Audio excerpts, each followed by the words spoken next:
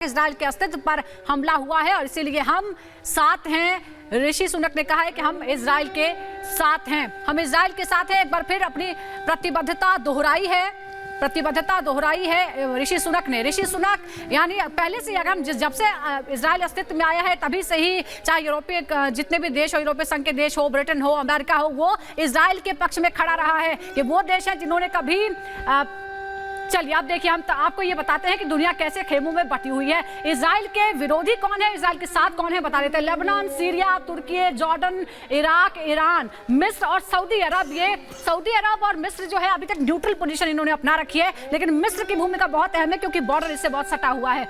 लेकिन किसकी क्या भूमिका होने वाली है ये भी हम समझ लेते हैं। देखिए ये तो विरोधी एक करने चाहिए, हमने ये लिस्ट बना रखी है, लेकिन अमेरिका की भूमिका, रूस की भूमिका बहुत अहम है। रूस अब एक्टिव हो गया है, चीन पहुंच गए हैं। क्या वहां से भी कोई दबाव वाली टैक्टिक हो सकती है कि ईरान के साथ दोनों की अच्छी बनती है? मैं अभी बस आपको यही कहने वाला था कि अगर आप रशियन ब्लॉक को लेकर चले तो ये अकेली जगह है जहां वो इन्फ्लुएंस कर सकते हैं, डिसीजन मेकिंग नहीं कर पाएंगे, क्योंकि ये श्रीमान जी जो ईरान है ये मुस्लिम ब्लॉक की जरूर सुनेंगे, मुस्लिम ब्लॉक को प्रोजेक्ट करेंगे और मुस्लिम वॉर को आपके इजराइल के अंदर रखेंगे।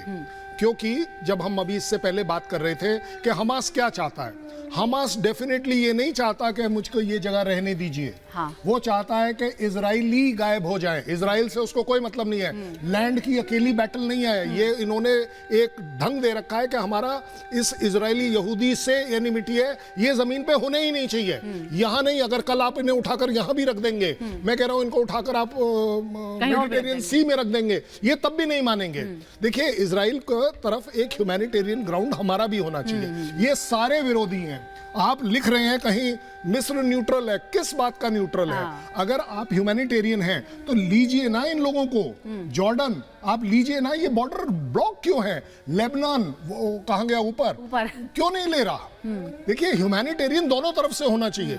ये तो कोई तरीका नहीं हुआ कि आप बोले नहीं तो ही सब कुछ बंद कर, सब कुछ ये होना चाहिए। अभी आप बात कर रहे थे होस्टेजेस की, लेकिन इसमें ईरान की तरफ से भी बयान आया है, अपनी तरफ से बयान आया कि अगर बमबारी बंद हो जाती है तो बंधक छोड़े जा सकते हैं। यानी ईरान लगातार संपर्क में है। ये भी है कि विदेश मंत्री ने मुलाकात भी की है शायद हमास के नेता से। विदेश मंत्री मैंने आपको कल भी बताया था कि ब्लिंकन एक एक जगह पर 2-2, 3-3 बार जा रहे हैं। ईरान के मंत्री ने बात की है हमास के नेता से इस बारे में। ये देखिए दिस इज कॉल्ड एज कि आप ऑप्शंस देख रहे हैं कि अगर हमने जैसे ही होस्टेज का नाम लिया, यूएस का क्या स्टैंड है, इजराइल का क्या स्टैंड है? क्योंकि इजराइल को अगर इस समय कोई ब्लैकमेल कर सकता है इमोशनल, तो वो सिर्फ होस्टेज इशू कर सकता है। क्योंकि बाकी देखिए ऐसा नहीं है कि इजराइल 200 आदमी और गवा नहीं सकता, लेकिन दे आर वेरी सेंसिटिव, ये यूएस और ये, क्योंकि उसमें यूएस के भी सिटीजन है बाय द वे।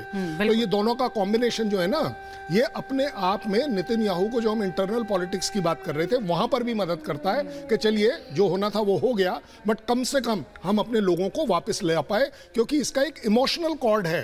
वो अभी आप थोड़ी देर पहले देख रहे थे कि वो लेडी बोल रही है कि मेरे बच्चों को ले गए। देखिए वो लेडी तब से लेकर 10 दिन में हर सेकंड पर मर रही है। वो एक डेथ नहीं है, 2 डेथ नहीं है, these are hundreds of death. बिल्कुल, और मासूम लोग मारे जा रहे हैं और इसीलिए पूरी दुनिया में ये जो है वो मैसेज जा रहा है और इसी मैसेज को रोकना चाहता है अमेरिका भी और इजराइल भी। लेकिन वॉर रूम में किस तरह की खबरें हैं ये जानने के लिए चलते हैं हमारे सहयोगी अनूप के पास।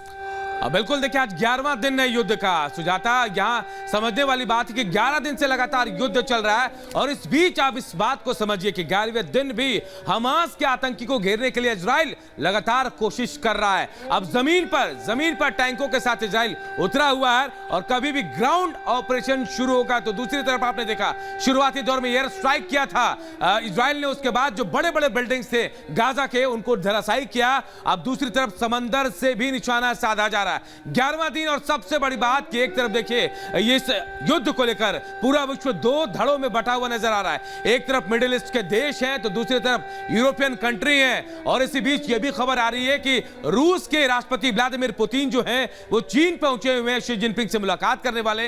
इस युद्ध पर भी चर्चा होगी। तो जो बाइडेन कल जो है वो इजराइल पहुंचने वाले हैं। तो दूसरी तरफ एक और खबर ये भी आ रही है कि ईरान इस युद्ध में कभी भी शामिल हो सकता है, और ऐसे में अगर ईरान शामिल होता है तो युद्ध की परिकल्पना जो है महायुद्ध में बढ़ती चली जाएगी, विश्व युद्ध की तरफ ये लगातार बढ़ती चली जाएगी। जो परिस्थिति इस वक्त नजर आ रही है, गाजा पट्टी को हर तरफ से घेर लिया है इजरायली सेना ने, लगातार धमकियां दी जा रही कि जल्द से जल्द गाजा को खाली किया जाए। यूएन भी देखिए, यूएन भी इंटरफेरेंस कर रहा है और लगातार कह रहा है कि अब जो अल्टीमेटम दिया गया है उसे कम किया जाए, लेकिन इसके बावजूद